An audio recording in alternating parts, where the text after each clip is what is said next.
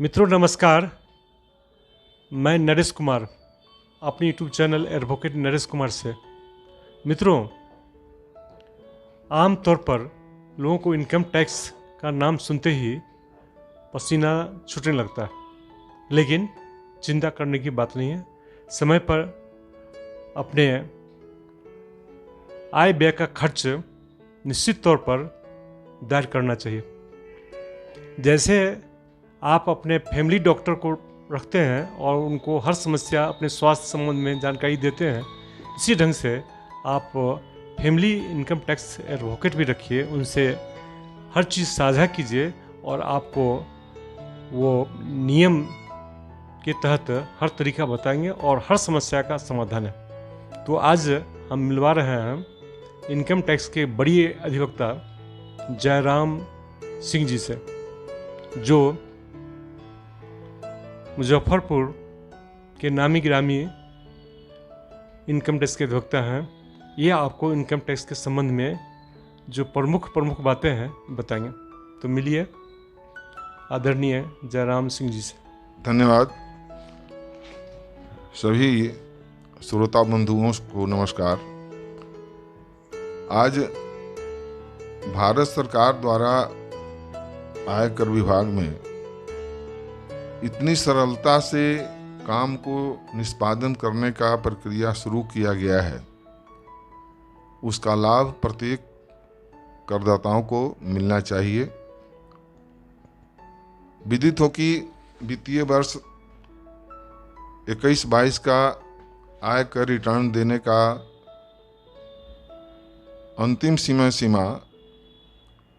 31 जुलाई 2022 रखा गया है। यह 31/7/2022 जो है, ये सिर्फ उन व्यक्तियों के लिए अंतिम सीमा माना गया है जो अकाउंट्स वर्क नहीं मेंटेन करते हैं, जिनका खाता बही नहीं मेंटेन होता है, जैसे सैलरी है, छोटा मोटा व्यापार करने वाले हैं, जिनका ऑडिट नहीं होने वाला है। ऐसे करदाता अपना आयकर रिटर्न 31 जुलाई तक दाखिल कर सकते हैं। अब सवाल उठता है कि आयकर के नाम को सुनने के बाद लोग कहते हैं कि बहुत घबराहट हो जाती है, परेशानी महसूस होने लगता है। सच्चाई यही है कि आयकर एक ऐसी सरल प्रक्रिया है जिस पर अगर समय के अनुसार से अगर आप उसका अनुपालन करते हैं, उसके नियमों का सही ढंग से अपने अधिवक्ता या चार्टर्ड अकाउंटेंट से संपर्क स्थापित करके अगर आप उस काम को करते हैं तो कहीं किसी तरह की दिक्कत नहीं है। लेकिन एक विषय आपको बताना चाहेंगे हम कि आजकल सड़क किनारे अगल बगल गांव कस्बे में भी आयकर रिटर्न भरने वालों की संख्या बढ़ गई है। वास्तविकता यही है कि उनको जानकारी न रहने से बहुत बड़ा भूल होने की संभावना रहती है। तो इनसे बचने के लिए आपको जब भी अपना आयकर रिटर्न अगर भरना हो तो किसी आयकर विशेषज्ञ व्यक्ति से जिनको इनकम टैक्स एक्ट की जानकारी हो, सभी रिटर्न फॉर्मों का सही ज्ञान हो, उस व्यक्ति से संपर्क करके ही आप अपनी आयकर का विवरण फाइल करें। बंधुओं, सरकार ने आपके आय को विभिन्न स्रोतों से माना है, जैसे सैलरी है, बैंक में डिपॉजिट है, लाइफ इंश्योरेंस का जमा है। इन सभी चीज़ों को बारी बारी से आप आयकर गणना के समय, जहां धारा 80C में LIC का डिपॉजिट है, आपके बच्चे की पढ़ाई का जो ट्यूशन फीस होता है वो है, इसके अलावा अन्य कई ऐसे डिडक्शन आपको मिलने वाले होते हैं जिसको प्रायः लोग छोड़ देते हैं। लेकिन ऐसा नहीं है।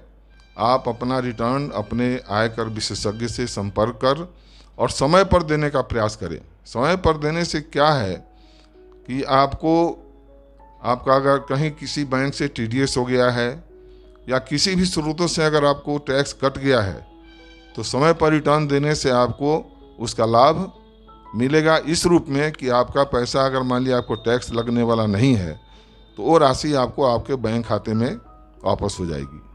पहली बात। दूसरी बात यह है कि अगर किसी कारण से रिटर्न में भूल चूक हो जाता है, हो सकता है रिटर्न भरने के समय कुछ गलतियां हो जाती है, तो अगर आप समय पर रिटर्न नहीं फाइल करते हैं तो आपको उस रिटर्न को संशोधन करने का अधिकार खत्म हो जाता है। अगर आप समय पर रिटर्न देते हैं तो उस भूल चूक का सुधार भी आप रिटर्न के माध्यम से ही कर सकते हैं, इसलिए समय पर रिटर्न देना भी अनिवार्य है। तीसरी बात यह है कि मान लीजिए कि रिटर्न आपको 8 या 9 तरह के होते हैं। फॉर्म 1 है जो सिर्फ सैलरी और ब्याज के लिए है। फॉर्म 2 है जिसमें हाउस प्रॉपर्टी की आमदनी है या अदर सोर्स में है या फिर कृषि योग्य आय है उसके द्वारा भर जाता है। फॉर्म 3 है जिसमें आपको बिजनेस या अन्य जो भी आमदनी का स्रोत है, कृषि आय है, आपको ये क्या कहते हैं कैपिटल गेन्स है, इस सब टाइप का जो आमदनी होता है वो फॉर्म 3 के माध्यम से होता है।